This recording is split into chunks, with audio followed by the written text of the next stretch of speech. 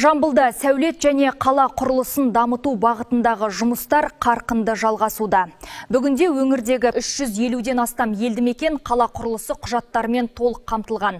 Сонымен қатар елді мекендердің даму жоспарын жетілдіру, құрылыс талаптарының сақталуын бақылау және заманауи урбанистикалық шешімдерді енгізу бағытында жүйелі жұмыстар атқарылуда.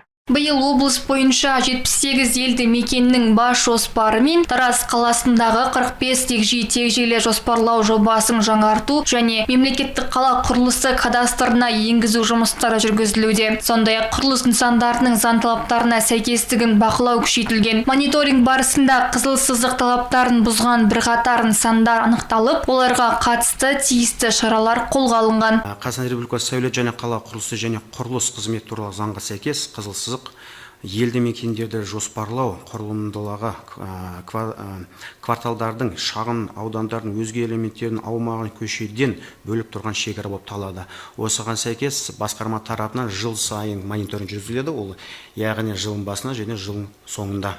Осыған сәйкес бүгінгі таңда облыс бойынша 152 құрылыс нысаны мен сауда дөңгелектері анықталған болатын. Өңірде урбанистиканы дамытуға да ерекше назар аударылып отыр. Осы мақсатта Жамбыл бас жоспары зерттеу жобалау дамыту институты құрылып, қалалар мен елді мекендердің сәулеттік келбетін жетілдіру жұмыстары қолға алынған. Қазіргі таңда Тараз қаласының брендбугі мен көгалдандыру стандарттары әзірленуде. Мамандардың айтуынша бұл жұмыстар қаланың тарихи келбетін сақтай отырып, заманауи әрі қолайлы орта қалыптастыруға мүмкіндік береді. Мадина Берденқұл, Айдос Қыстаубек, Қордай 24 Ньюс.